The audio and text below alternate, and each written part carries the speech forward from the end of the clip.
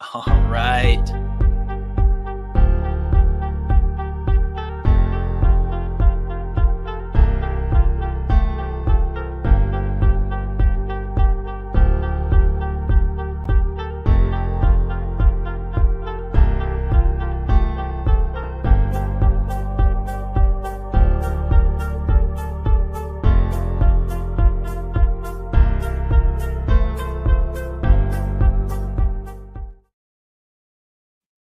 All right. What's up, everybody? So here we are, coffee with a killer.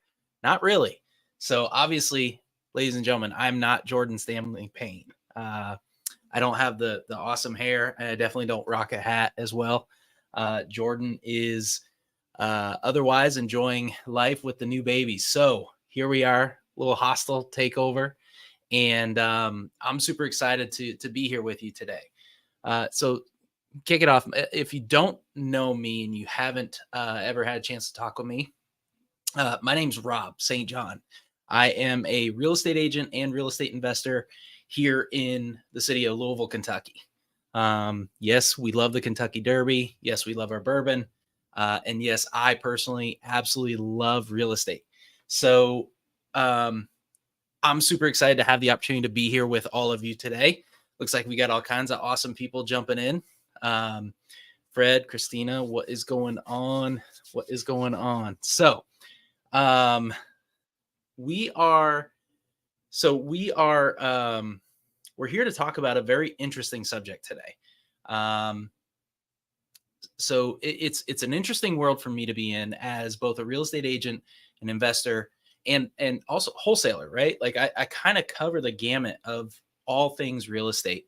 And so I was super excited to have the opportunity to talk with all of you about that today. Um, what we labeled this as real estate agents versus wholesalers. And here's where it gets super fun. It doesn't have to be versus. You can work with real estate agents as a wholesaler and vice versa and make a lot of money, right? So, um, so I just wanted to kind of bring to light some of that stuff, and I felt like probably the best way to do that was to take you through a real life scenario. So, what I'm going to do, I'm going to talk through a real life scenario that I am personally working through right now, and we'll kind of walk down the path of how does this impact both agents and wholesalers, and how can the two actually coexist peacefully and working towards the same goal. So what we'll do, let's bring up a scenario here. So this is a case study, right? And what I love about this case study is it's real. It's happening right now. And we'll get into that a little bit. So for those who don't know me, I do a lot of telephone prospecting, primarily to for sale by owners, expired listings, absentee owners, tired landlords, things like that. I'm just on the phone a lot. And so this particular scenario came across a for sale by owner. They were selling their property here in Louisville for $90,000, and they were willing to offer a buyer agent a 2% commission to bring a buyer. Okay, cool. So I set up some time, went out, walked through the property, and realized that, oh snap, this might actually be like a fit for one of my wholesale, like my investors. So what actually happened in this deal, because I was there to solve problems and ask questions and like truly be of service to this person, what I found out is that truly $75,000 solves their problem. But they didn't know that. They were too much in the problem to look at what actually solved it, right? So we worked through, got it to a purchase price of $75,000, to which I was able to assign it to a flip investor that I work with for $82,500. That means I collected $7,500 on the assignment fee, which looks a heck of a lot better than $1,800, right? Here's where it gets super fun. They also signed a commitment to list that property with me when they were ready to do so. So fast forward a few months, the everything's all done. It's ready to go. We're up and running, and we're listed 3 whole days, right? Went under contract. We were listed at 175. We actually got 180 for the property. We are now under contract. $5,400 commission, right? Cool thing was, I have an in-house photographer. I've got all kinds of marketing at my hands. Like this is primarily profit for me. So we're now sitting at $7,500 on the assignment fee and $5,400 on the commission side of things. So what that actually looks like is, holy smokes, I went from an $1,800, maybe an $1,800 buyer agent commission. Like I could have just straight brought my investor and let him make it an offer, whatever, right? And made 1,800 bucks. Would my investor have bought it for 90 grand? Maybe. Probably. I mean, obviously he bought it for 82.5. So that 2% would have looked like a whole lot less, right? And maybe would have gotten a listing out of that. What we turned it into is a $7,500 assignment fee and a $5,400 commission for what looks like, in my world, a whole lot more profit. So that is essentially, that to me, that's the hybrid agent model, right? That's the real estate consultant truly thinking about solving problems at every level. So I'm going to take a stab at it. I'm going to take a wild guess and say a lot of the people watching this right now, they're not licensed. So Rob, what does this mean for me? And what does this actually do for me? Blah, blah, blah, blah, blah. Right. So here's the thing. You as a wholesaler, you can work with your realtors. You can develop solid relationships with them and actually teach them a better way to go about their business, especially with the market that we're moving into, right? So what we want to look at is, how the heck do we work with a realtor? Well, it's easy. You start having conversations with active realtors who are going out there, not the ones sitting around getting the buyer leads off Zillow, not the ones, hanging out, hoping that their grandmother is going to sell that home someday. Not those. You want an active, like busy realtor who's hustling, who's making an effort to create inventory, to list property, to meet with homeowners. You got to have that person, right? You build a solid relationship with them. And you simply make a presentation to them. Look, what if, instead of trying to list some of these really rough properties that you get on occasion, what if you just brought them to me and we work together to get them moved on? So at that point, you teach them wholesaling ethically, about doing it the right way. Because I can personally tell you from the real estate agent side, there is a massive misunderstanding of what wholesaling can be. Obviously here in the Kingdom Center, we teach it at a big level. Side note, want to make sure anybody watching this, please do yourself a favor, jump into our free community. We offer a ton of business advice, and there's a massive community of incredible people in there. You can join our free Kingdom Center community. So make sure we'll get a link dropped in the comments. Make sure you're clicking that link, connect with me there, hit me up with questions, and just in general, come join the party. Like, there's so much good stuff going on in there. We're backed by a huge purpose. It's just an amazing community that you want to be a part of. And obviously, I'd love to help you understand doing things like this at a much higher level, which I can do inside our community. All right. So you found this great realtor. They're hustling. They're doing their thing. They're doing what they should be doing, right?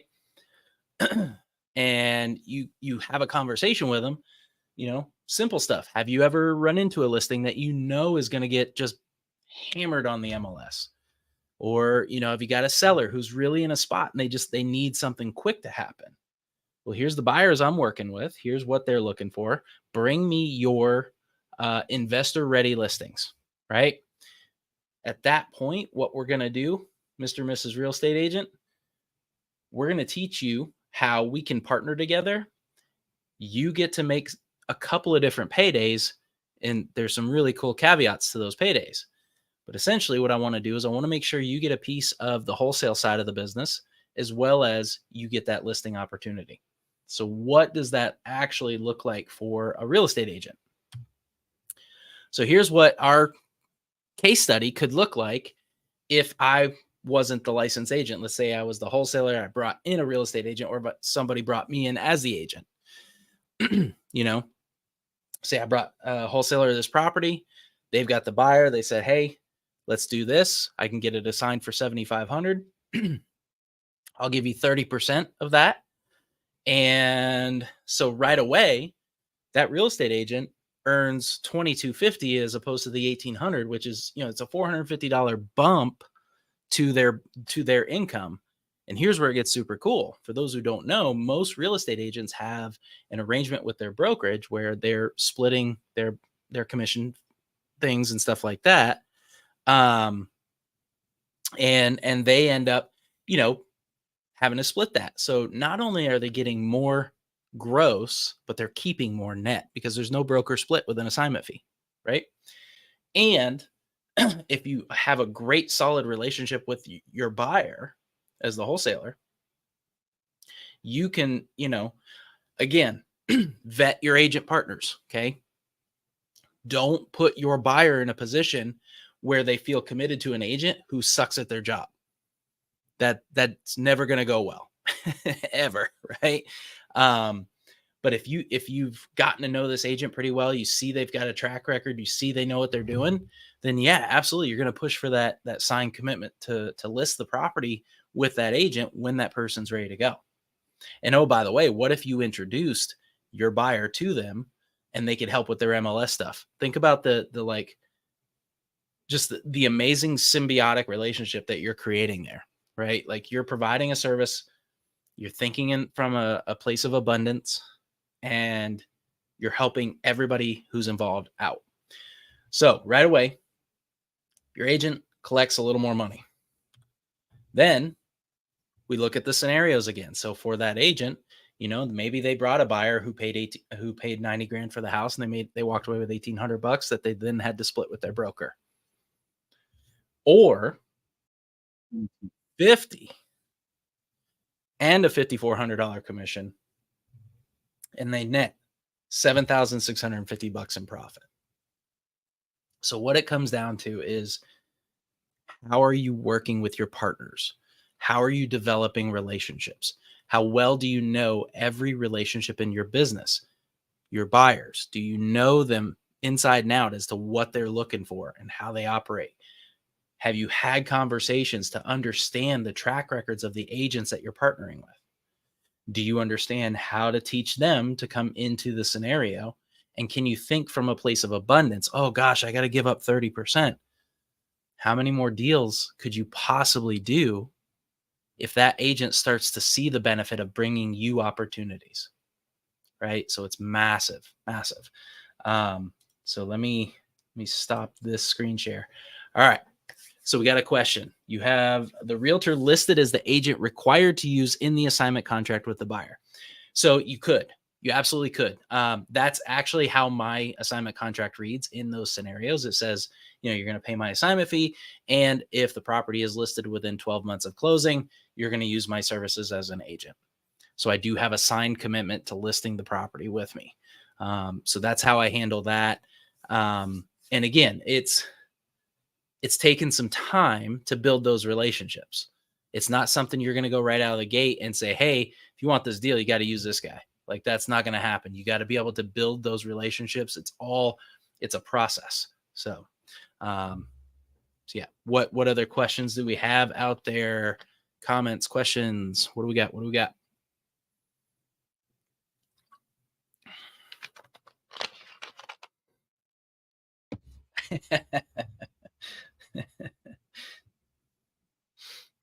Like that comment. All right. So again, guys, as you're watching this, we'll get the link dropped one more time into the chat. Make sure you're getting connected with all of us at the Kingdom Center. It's a free community, loads of incredible information. You got guys like Jordan, myself, William Bonnell. You just have this amazing company of people in there who have a massive amount of experience We're going to teach you everything about business, about leadership, understanding how to take action, how to convert leads. It's all in there and it's all free. So definitely check that out. And I would love to connect with more people in that community. Hit me up. I thoroughly enjoy helping it as much as I can. So let's just do a quick last call for any other questions. We'll let everybody else carry on with their day. Not seeing anything right away.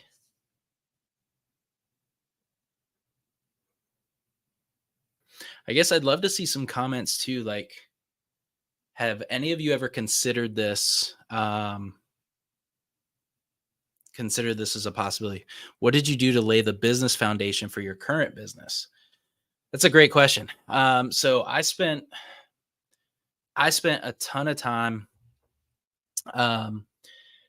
It's just been a constant grind of like prospecting, build until now I know exactly, like, I can be laser focused on exactly what it is that I'm after, as far as who do I reach out to? What does my buyer list look like?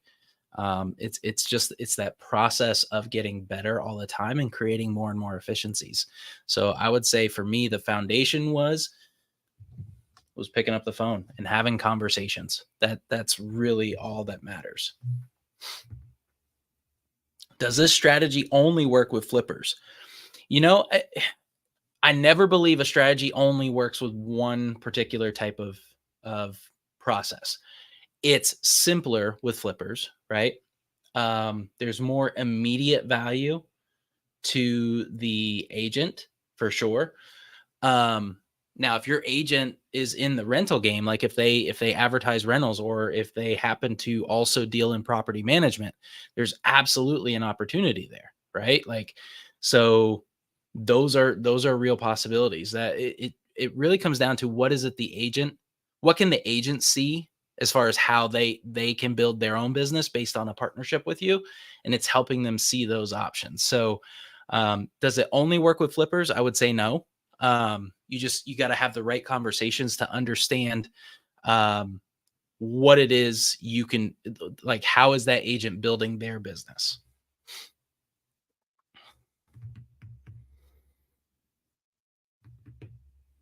What are the questions we got?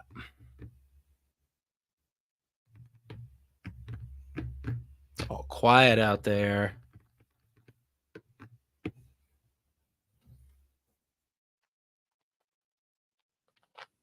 I'm not seeing anything. All right, going once, going twice. Ladies and gentlemen, you've been able to witness the first hostile takeover of Coffee with a Killer. Please stay tuned with everything that we're doing at the Kingdom Center. It's going to be some amazing things happening. Be sure to join the community, get involved with us. Let's make sure that we can help you achieve whatever it is you're looking to achieve. So, Shannon, hello. There he is. All right.